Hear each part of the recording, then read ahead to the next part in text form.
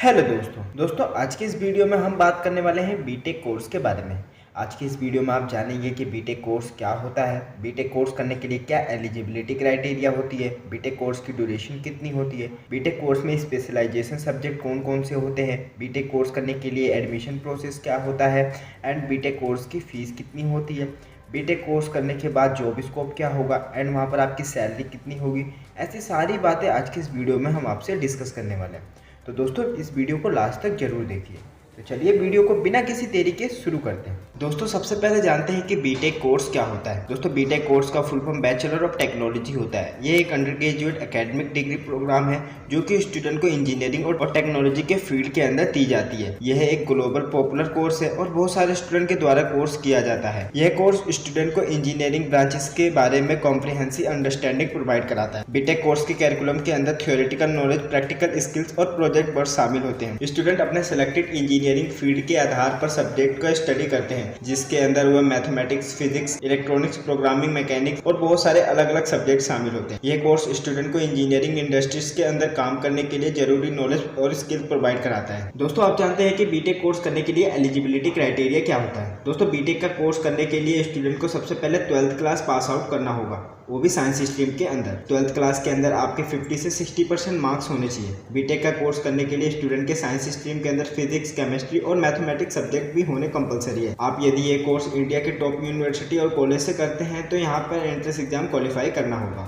दोस्तों B Tech course की duration की बात करें तो बीटेक कोर्स की ड्यूरेशन 4 साल तक की होती है, जिसके अंदर 8 सेमेस्टर शामिल होते हैं और हर एक सेमेस्टर 6 महीने का होता है। यदि आप इंटीग्रेटेड बीटेक और एमटेक का कोर्स करते हैं तो यहाँ पर आपका कोर्स 5 साल का हो जाता है। दोस्तों आप बात कर रहे हैं बीटेक कोर्स के स्पेशलाइजेशन कोर्स की, तो दोस्तों उसका नाम है computer science and engineering, mechanical engineering, electric engineering, civil engineering, electrical and communication engineering, chemical engineering, aerospace engineering etcetera. दोस्तों आप अपने इंटरेस्ट और कैरियर गोल के हिसाब से स्पेशलाइजेशन और ब्रांच सेलेक्ट कर सकते हैं। दोस्तों बीटेक कोर्स यदि आप भारत के टॉप यूनिवर्सिटी और कॉलेज से करना चाहते हैं तो इसके लिए आपको एंट्रेंस एग्जाम क्वालिफाई करना होगा, जैसे कि JEE main, JEE advance, MST, CAT, cam etcetera. दोस्तों कुछ एंट्रेंस एग्जाम नेशनल और स्टेट लेवल की होती है। आपको कौन सी एंट्रेंस एग्जाम देनी है ये डिपेंड करता है कि आप किस कॉलेज में एडमिशन लेना चाहते हैं। दोस्तों बीटेक कोर्स में एडमिशन प्रोसेस की बात करें तो दोस्तों बीटेक कोर्स करने के लिए सबसे पहले स्टूडेंट को साइंस के अंदर 12th पास करनी होगी, जिसके अंदर कम से कम 50 से 60% मार्क्स होने चाहिए। आपको किस यूनिवर्सिटी और कॉलेज के अंदर एडमिशन चाहिए इसके रिसर्च करने के बाद आपको एक एंट्रेंस एग्जाम को सिलेक्ट करना होगा और उस एंट्रेंस एग्जाम को क्वालिफाई करना होगा।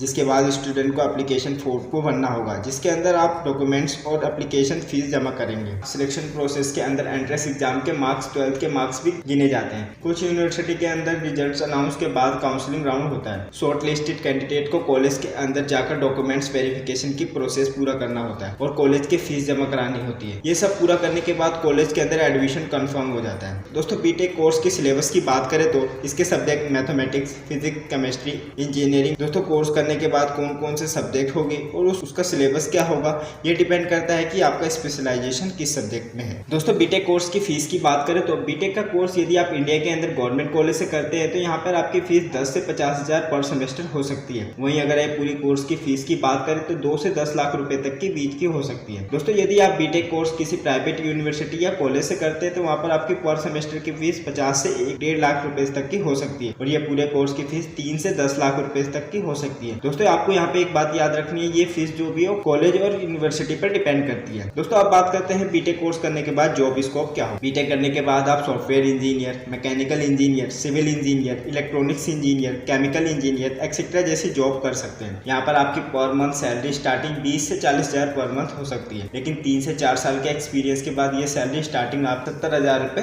तक हो सकती है। ये सैलरी जो है आपके स्किल्स और नॉलेज पर डिपेंड करेगी। दोस्तों अब हम बात कर रहे हैं अपने वीडियो के लास्ट पॉइंट की, बीटेक कोर्स करने के बाद आप क्या करें। दोस्तों बीटेक कोर्स करने के बाद आप अपना बिजनेस चालू कर सकते हैं या फिर आप कॉम्पिटिटिव एग्जाम की तैयारी कर सकते हैं। फ्रीलांसिंग और काउंसलिंग करके अंदर भी अपना कैरियर बना सकते हैं या फिर आप आगे की पढ़ाई कंटिन्यू कर सकते हैं, जैसे कि एमटेक, एमएस, एमबीए या फिर पीएचडी जैसे पोस्ट ग्रेजुएशन कोर्स भी कर सकते हैं। इसके अलावा आप शॉर्ट टर्म स्किल्स भी डेवलप कर सकते हैं, जैसे कि फॉरेन लैंग्वेज, पर्सनल डेवलपमेंट का कोर्स भी कर सकते हैं। तो दोस्तों इस वीडियो से रिलेटेड कोई भी क्वेरीज है आप नीचे मुझे कमेंट करके पूछ सकते हैं। Thanks for watching this video.